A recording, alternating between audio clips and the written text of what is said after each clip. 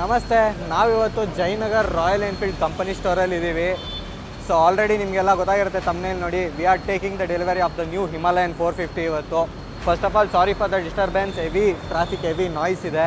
So ಸುಮಾರು ಜನ ಅನ್ಕೊತಿರ್ತಾರೆ ನಾವು ಯಾವ್ದಾದ್ರು ಸೂಪರ್ ಸ್ಪೋರ್ಟ್ ತೊಗೊಳ್ತೀವಿ ಅಂತ ಹೇಳಿದ್ರೆ ಇವ್ರೇನು ಹಿಮಾಲಯನ್ ತೊಗೊತಾ ಇದ್ದಾರೆ S1000 RR ಕೊಟ್ಟು ಅಂತ. ಸೊ ಅದೆಲ್ಲ ಆಮೇಲೆ ಮಾತಾಡೋಣ. ಫಸ್ಟು ಗಾಡಿ ಡೆಲಿವರಿ ತೊಗೊಳ್ಳೋಣ. ಯಾವಾಗಾರ ಏನಾರು ಶುಭ ವಿಚಾರಕ್ಕೆ ಬಂದಾಗ ಅದ್ರ ಕಡೆ ಜಾಸ್ತಿ ಫೋಕಸ್ ಮಾಡಬೇಕು. So will take the delivery, ಆಮೇಲೆ ನಾನು ಎಲ್ಲ ಎಕ್ಸ್ಪ್ಲೈನ್ ಮಾಡ್ತೀನಿ. ಸುಮಾರು ಜನ ಮತ್ತೆ ಹೇಳ್ತಿದ್ರಿ ಯಾಕೆ ಆರಿ ಗಾಡಿ ತೊಗೊಳ್ತಾ ಇದ್ದೀರಾ ನೀವು, ಆರಿ ಗಾಡಿ ಬೇಡ ಇತ್ತು, ಪ್ರಾಬ್ಲಮ್ಸ್ ಇದೆ ಅದು ಇದು ಅಂತ. ಸೊ ಅದು ಎಲ್ಲ ಏನಕ್ಕೆ ಅಂತ ನಾನು ನಿಮ್ಗೆ ಸದ್ಯದಲ್ಲೇ ಎಕ್ಸ್ಪ್ಲೈನ್ ಮಾಡ್ತೀನಿ. ಸೊ ಒಳಗಡೆ ಹೋಗೋಣ ಬನ್ನಿ. ಸೊ ಸ್ನೇಹಿತರೆ, ಶೋರೂಮ್ ಒಳಗಡೆ ಇದ್ದೀವಿ ನಾವು ಇವಾಗ. ಜಸ್ಟು ನಮ್ಮದು ಗಾಡಿ ಇವಾಗ ಡೆಲಿವರಿಗೆ ರೆಡಿ ಆಗ್ತಾಯಿದೆ. ಹಾಗೆಯೇ ಡಾಕ್ಯುಮೆಂಟೇಷನ್ ಎಲ್ಲ ಕೂಡ ನಾವು ಸೈನ್ ಮಾಡೋದಕ್ಕಿದೆ. ಮೀನ್ ವೈಲ್ ಒಂದು ಸಲ ವಾಕ್ ಅರೌಂಡ್ ಮಾಡೋಣ ಶೋರೂಮು. ಅಲ್ಲಿ ನಮ್ಮ ತಾಯಿ, ನಮ್ಮ ಪಾಪು, ನಮ್ಮ ತಂಗಿ ಎಲ್ಲ ಇದ್ದಾರೆ. ಸೊ ಫುಲ್ ಫ್ಯಾಮಿಲಿ ಬಂದಿದ್ವಿ. ಶಾರ್ಟ್ ಗನ್ ಲಾಂಚ್ ಕೂಡ ಇವತ್ತೇ ಇದೆ, ಅದಕ್ಕೆಲ್ಲ ರೆಡಿ ಮಾಡ್ತಾಯಿದ್ದಾರೆ. ಸೊ ಇಲ್ಲಿ ಮರ್ಚೆಂಡೈಸ್ ಎಲ್ಲ ಇಟ್ಟಿದ್ದಾರೆ, ಹೆಲ್ಮೆಟ್ಸ್. ಅಲ್ಲಿ ನನ್ನ ವೈಫು, ಇದು reception area. So showroom. Congratulations bro. ಇವರು ಪಾಪ ಅಂಟರ್ ತೊಗೊತಾ ಇದ್ದಾರೆ ಇವತ್ತು. ಕಂಗ್ರ್ಯಾಚುಲೇಷನ್ಸ್. ಎಕ್ಸೈಟೆಡ್. ನೋಡೋಣ, ನಮ್ಮ ಗಾಡಿನೂ ಬರುತ್ತೆ ಸದ್ಯದಲ್ಲೇ ಮೇಲೆ. ನಮ್ಮ ಗಾಡಿ ಡೆಲಿವರಿಗೆ ರೆಡಿ ಆಗ್ತಾಯಿದೆ. ಪಾಪು, ಅಪ್ಪ ಬೈಕ್ ಮೇಲೆ ಕುಚಿ ಮತ್ಯಾ? ಹಾಂ, ಇನ್ನೂ ಡೆಲಿವರಿ ಕೊಟ್ಟಿಲ್ಲ ನಮಗೆ, ಬಟ್ ಪಾಪು ಕುಸೋದ್ರಲ್ಲಿ ಏನಿಲ್ಲ. ದೇವ್ರೆ ಒಳ್ಳೇದು ಮಾಡಪ್ಪ ಎಲ್ಲ. ಅಪ್ಪ ಬೀಬು ಹೇಗಿದೆ? ಹಾಂ, ಓಡಿಸ್ತೀಯಾ? ನೀನು ಓಡಿಸ್ತೀಯಾ? ಹಾಂ, ವೈಟ್ ಮ್ಯಾಚಿಂಗ್ ಹಾಕ್ಕೊಂಬಿಟ್ಟಿದ್ಯಾ? ಹಾಂ, ಟಾಟಾ ಹೋಗ್ಬೇಕಾ? ನೋಡಮ್ಮ, ಇದೆ ನಮ್ಮ ಗಾಡಿ.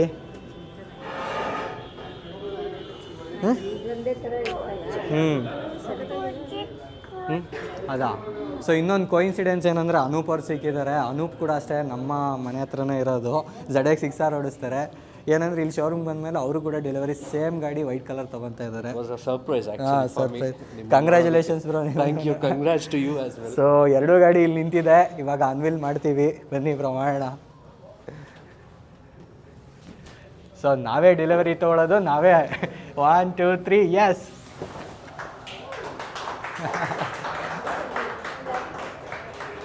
ಸೊ ಸ್ಟಾರ್ಟ್ ಮಾಡೋಣ.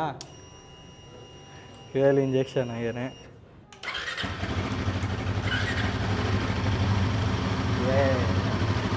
Rocking Royal Enfield Himalayan to life. ಏನೇ ಇರಲಿ ಗಾಡಿ ಬ್ರೋ, ಒಂದು ಹೊಸ ಗಾಡಿ ಡೆಲಿವರಿ ತೊಗೊಳ್ಳುವಾಗ ಆ ಫೀಲೇ ಬೇರೆ ಅಲ್ಲ, ಆ ಖುಷಿನೇ ಬೇರೆ. ಯಾವುದಾದ್ರೂ ಇರಲಿ ಖುಷಿ.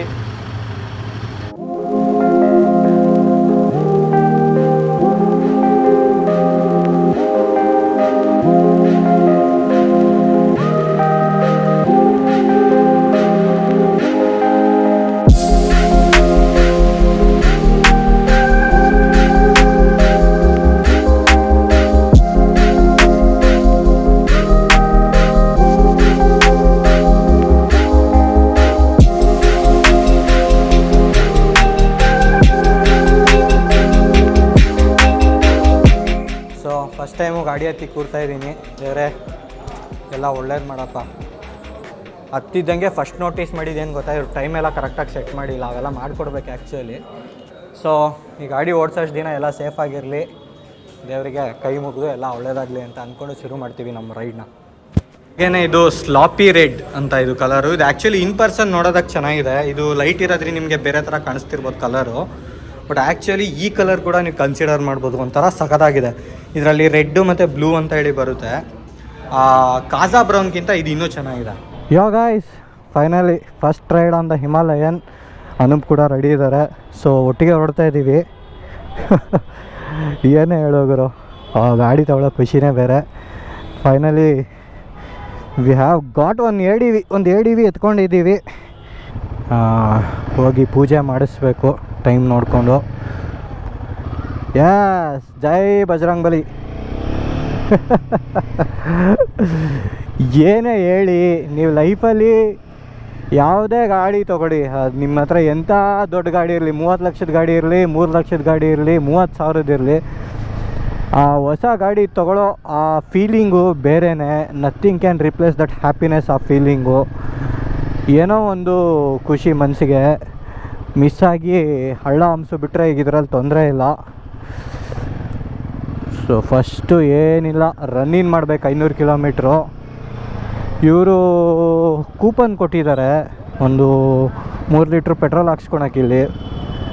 ಸೊ ಈಗ ಇಲ್ಲೊಂದು ಬಂಕ್ ಇದೆ, ಅಲ್ಲೇ ಹಾಕಿಸ್ಬೇಕಂತೆ. ನಾವು ಜಯನಗರ್ ಕಂಪನಿ ಸ್ಟೋರಲ್ಲಿ ತೊಗೊಂಡಿರೋದು. ಇಲ್ಲಿ ಗಜಾನ್ ಗಣಪತಿ ಅಂತ ಪರಿಚಯ ಇದ್ದಾರೆ, ಅವ್ರ ಕಡೆಯಿಂದ ಇಲ್ಲಿ ತೊಗೊಂಡಿದ್ದು. ನಾ ಫಸ್ಟು ಆನ್ಲೈನ್ ಬ್ಲ್ಯಾಕು ಬಂದ ತಕ್ಷಣ ಬುಕ್ ಮಾಡಿಬಿಟ್ಟಿದ್ದೆ. ಆಮೇಲೆ ಬ್ಲ್ಯಾಕ್ ಮೇಂಟೆನೆನ್ಸ್ ಕಷ್ಟ ಅಂತ ಈ ಕಾಮೆಟ್ ವೆಯ್ಟ್ಗೆ ವೆಯ್ಟ್ ಮಾಡಿದೆ. ಅದಕ್ಕೆ ಸುಮಾರು ಟೈಮ್ ವೆಯ್ಟ್ ಮಾಡೋದ್ರಲ್ಲೇ ಕಳೆದೋಗಿತ್ತು. ಹಾಂ ಹಾಂ ಅಕ್ಕ ಚಲ್ದಂಗೆ ಹಾಕಿಚೂರು ಎತ್ಕೊಳ್ಳುವಾಗೂ ಹೊಸ ಗಾಡಿ ಅದಕ್ಕೆ. ಹಾಂ ಏನಕ್ಕ ಇವಾಗೇ ಬೇಡ ಬಿಡಿ ಸಾಕು.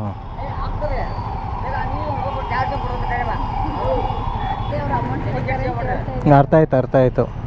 ಶೋರೂಮವ್ರು ಕೊಟ್ಟರೆ ನೋಡಿ ಹಾಕ್ಸ್ಕೊಂಬಿಡ್ಬೋದಿತ್ತು. ಶೋರೂಮವ್ರು ಬರೀ 3 ಲೀಟ್ರ್ ಕೊಡ್ತಾರೆ, ಒಂದು 10 ಲೀಟ್ರ್ ಕೊಟ್ಟಿದ್ರೆ ಆಗೋದು. ನೋಡೋದು ಆ ಗಾಡಿ ಒಂದು ಸಲ ಹಂಗೆ. ಸೊ ನಾವು ಈ ಗಾಡಿಗೆ 3,67,000 ದುಡ್ಡು ಕೊಟ್ಟಿದ್ದೀವಿ. 3,67,000 ನಾನು ಪ್ರೀ ಬುಕ್ಕಿಂಗ್ ಮಾಡಿದ್ದಕ್ಕೆ ನಂಗೆ ಅಷ್ಟಕ್ಕೆ ಸಿಕ್ಕಿದೆ. ನೀವು ಇವಾಗ ತೊಗೋತೀರಾ ಅಂತಂದರೆ ಇನ್ನೊಂದು 16,000 ಆ್ಯಡ್ ಮಾಡಿದ್ದಕ್ಕೆ 3,67,000, 77, 83.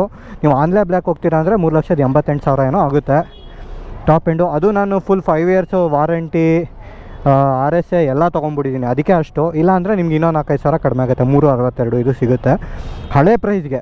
ಹೊಸ ಪ್ರೈಸ್ಗೆ ಇದೇ ತೊಗೋತೀರಾ ಅಂತೇಳಿದ್ರೆ ನಿಮಗೆ 380 ಹತ್ರ ಇದೇ ಆಗಿಬಿಡುತ್ತೆ ಕಾಮೆಟ್ ವೈಟು. ಸೊ ಇದು ಹೊಸ ಪ್ರೈಸು. ಸಕ್ಕತ್ತಾಗಿ ಕಾಣ್ತಾ ಇದೆ ಗುರು. ವೈಟ್ ಕಲರ್ ಅಂತೂ ಇನ್ನೂ ಖರಾಬು. ಹೊಸ ಆರಿ ಲುಕ್ಕು ನನಗೆ ಈ ಬಲ್ಕಿನೆಸ್ಸೇ ಇಷ್ಟ ಆಗಿದ್ದು ಮೈನು. ಮನೆಗೆ ಹೋಗಿ ಒಂದ್ಸಲ ಕ್ಲೀನಾಗಿ ಒರೆಸ್ಬೇಕು ಗಾಡಿ. ಆದರೂ ಆರಿ ಸಖತ್ತು ಜಿಪ್ಪುಂಡ್ರು ಏನೂ ಕೊಡೋದಿಲ್ಲ ನಿಮಗೆ ಗಾಡಿ ಜೊತೆಗೆ. ಎಕ್ಸ್ಟ್ರಾ ಒಂದು ಹೆಲ್ಮೆಟ್ ಕೊಡ್ತಾರೆ, ಅದಕ್ಕೆ ವೈಸರು ಕೊಡೋಲ್ಲ. ನೀವು ಹೊರಡಿ, ನಾನು ಫಾಲೋ ಮಾಡ್ತೀನಿ ನಿಮ್ಮನ್ನ ಹಿಂದೆ, ಓಕೆನಾ? ಹೆಲ್ಮೆಟ್ ಕೊಟ್ಟು ವೈಸರ್ ಕೊಟ್ಟಿಲ್ಲ ಅಂತ ಅನ್ನೋದು ಯಾವ ನ್ಯಾಯ? ಗಾಡಿ ಕೊಟ್ಟು ಪೆಟ್ರೋಲ್ ಇಲ್ದಂಗೆ ಅಷ್ಟು ಜಿಪ್ಪುಣ್ತನ ಮಾಡಬಾರ್ದು. ಸೊ ಇವರು ವೈಸರು ಎಕ್ಸ್ಟ್ರಾ ಹಾಕಿಸ್ಕೊಂಡ್ರೆ ಆ ದುಡ್ಡು ಹೆಲ್ಮೆಟ್ ವಸೂಲಿ ಮಾಡ್ಕೊಂಬಿಡೋದ ವೈಸರ್ ದುಡ್ಡಲ್ಲಿ ಅಂತ ಇವ್ರ ಪ್ಲ್ಯಾನ್ ಇರುತ್ತೆ. ಏನೋ ಗಾಡಿ ಬಂತು, ಗಾಡಿ ನಾವು ಖುಷಿಯಾಗಿದ್ದರೆ ಸಾಕು, ಬೇರೆ ಏನೂ ಮ್ಯಾಟ್ರ್ ಆಗೋಲ್ಲ. ಸ್ವಲ್ಪ ಸೆಟ್ ಆಗಬೇಕು ಗಾಡಿ. ಇವಾಗ ಪಳಗಿಸ್ಬೇಕು ನೆಕ್ಸ್ಟು. ಈ ಮಾವುತರು ಆನೆಗಳನ್ನ ಪಳಗಿಸ್ತಾರಲ್ಲ, ಹಂಗೆ ನಾವು ಈ ಬಿಳಿ ಐರಾವತನ ಪಳಗಿಸ್ಬೇಕು. ಐರಾವತ ಅಂದರೆ ಬಿಳಿದು, ಇನ್ನು ಪಳಗಿಸ್ಬೇಕು. ಸೊ ಸ್ನೇಹಿತರೆ, ಫಸ್ಟು ಸುಮಾರು ಜನ ಕೇಳ್ತಾಯಿದ್ರಿ ವೈ ಆರ್ ಇ ತುಂಬ ಪ್ರಾಬ್ಲಮ್ಸ್ ಕೊಡುತ್ತೆ, ಯಾಕೆ RE ತೊಗೊಂಡ್ರಿ ಅಂತ. ವೈ ನಾಟ್ ಅಂತ ನಾನು. ಇವಾಗ ನೋಡಿ, ಪ್ರಾಬ್ಲಮ್ಸು ಕೊಡುತ್ತೆ, ಯಾವ ಗಾಡಿ ಪ್ರಾಬ್ಲಮ್ ಕೊಡೋಲ್ಲ, ಎಲ್ಲದೂ ಕೊಡುತ್ತೆ. ಬಟ್ REಯಲ್ಲಿ ಗಾಡಿ ಪ್ರಾಬ್ಲಮ್ಗಿಂತ ಜಾಸ್ತಿ ಬೇಜಾರು ಏನಂತಂದರೆ ಶೋರೂಮು ಮತ್ತು ಸರ್ವಿಸ್ ಸೆಂಟರ್ ಮೇಲೆ ಜಾಸ್ತಿ ಜನಕ್ಕೆ ಬೇಜಾರಿರುತ್ತೆ. ಸೊ ಅದು ಡೀಲರ್ಶಿಪ್ಪು ಇವೆಲ್ಲ ಡಿಫ್ರೆಂಟ್ ಡೀಲರ್ಶಿಪ್ ಮೇಲೆ ಡಿಪೆಂಡ್ ಆಗುತ್ತೆ.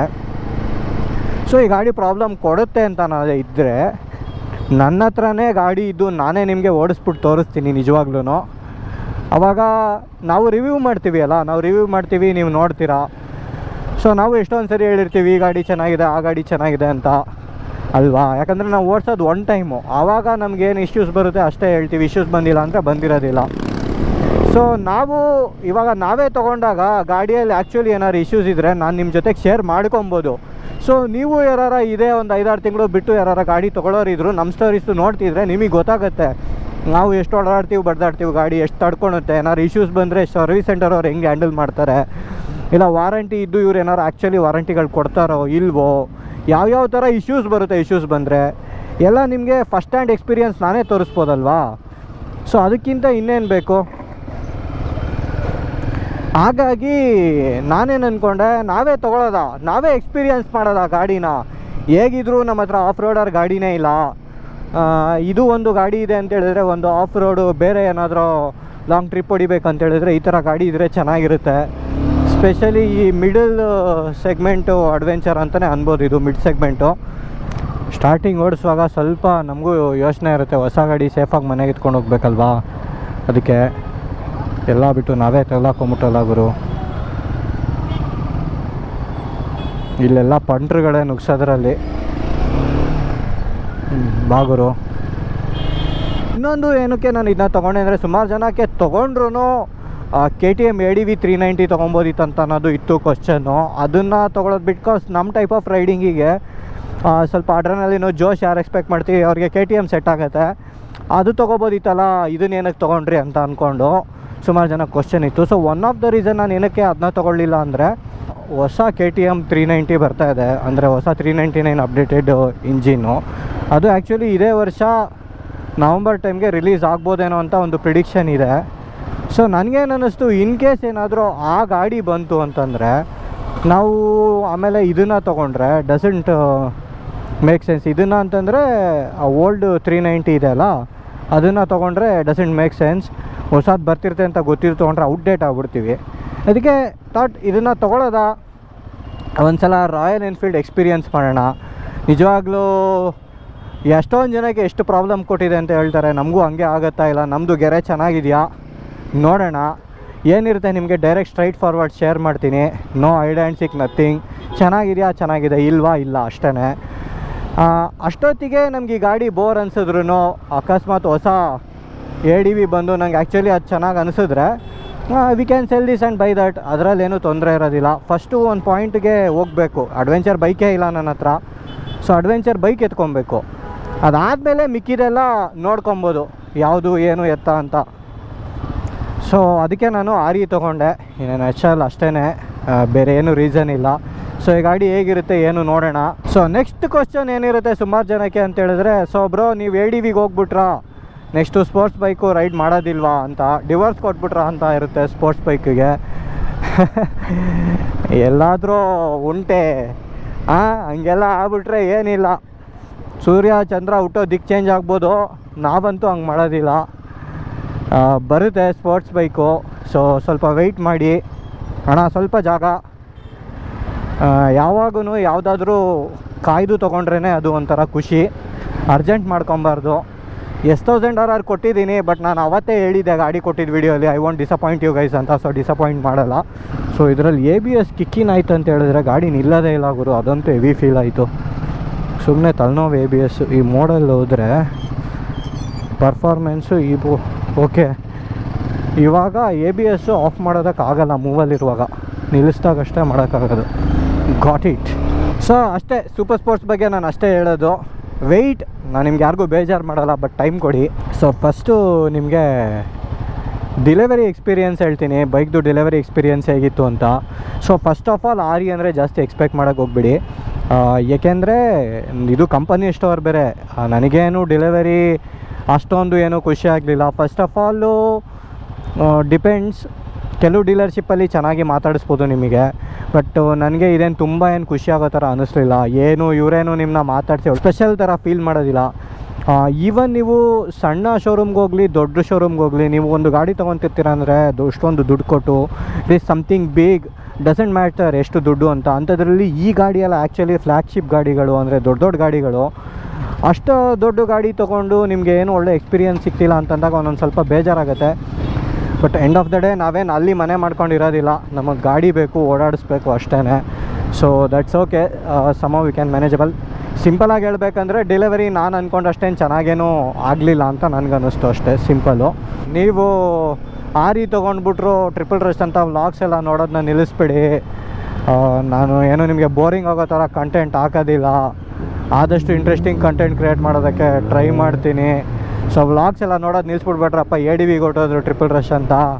ಸೊ ನಮ್ಮ ಮೂವು ರೈಟ್ ಮೂವ್ ಅಂತ ಅನ್ನಿಸ್ತಾ ಇಲ್ಲ ನಿಮಗಿಲ್ಲ, ಇವರು ತಪ್ಪು ಮಾಡಿದ್ರು ಅನ್ನಿಸ್ತಾ, ಏನು ಅನ್ನಿಸ್ತು ಅಂತ ಹೇಳಿ ಕಮೆಂಟ್ಸಲ್ಲಿ. ಬಟ್ ಎನಿವೇ ಕಂಗ್ರ್ಯಾಚುಲೇಷನ್ಸ್ ಅಂತ ಕೂಡ ವಿಶ್ ಮಾಡಿ.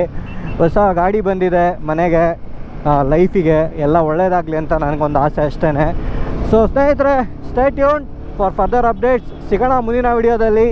Love you all, take care, see you guys, bye. ನಿಮಗೆ ಒಂದು ವಿಚಾರ ಹೇಳ್ತೀನಿ, ಯಾರ ಮನೆಗೆ ಹೊಸ ಗಾಡಿ ಏನಾದ್ರು ತೊಗೋಗ್ತಾಯಿದ್ರೆ ತುಂಬ ಕ್ಲೋಸಾಗಿ ಮೂವ್ ಮಾಡಬೇಡಿ ಅದರ ಹತ್ರ. ಅಂದರೆ ನಾನೇ ಬೇರೆ ಗಾಡಿ ಓಡಿಸ್ತಿದ್ದು, ಬೇರೆಯವ್ರು ಹೊಸ ಗಾಡಿ ಓಡಿಸ್ತಿದ್ರು, ನಾವು ಕ್ಲೋಸಾಗಿ ಹೋಗ್ಬಾರ್ದು. ನಾವೇನಾದ್ರು ಗುದ್ಬಿಡ್ತೀವಂತಲ್ಲ, ಜಸ್ಟು ರಿಸ್ಕ್ ತೊಗೊಬಾರ್ದು.